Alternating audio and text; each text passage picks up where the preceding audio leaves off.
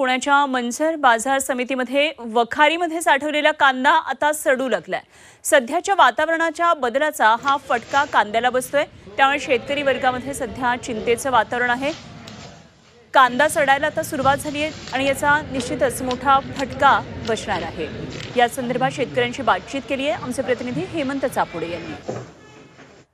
कधी काळी खरं तर शेतकऱ्यांच्या डोळ्यात अश्रू आणणाऱ्या कांद्याने सध्या चांगलाच भाव खाल्ला असून कांद्याला सध्या 25 ते 30 रुपयापर्यंतचा बाजारभाव मिळतोय।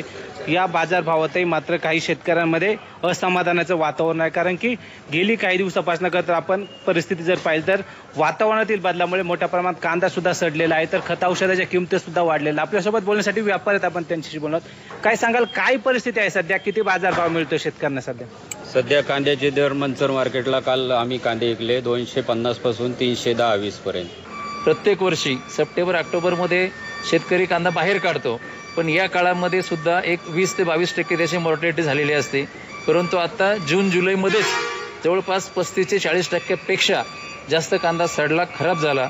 त्यामुळं मार्केटमध्ये येणारा जो हा शेतकऱ्यांचा कांदा आहे तो अतिशय कमी येत आहे। Hemant Chapude, Zee media, Manasar, Pune.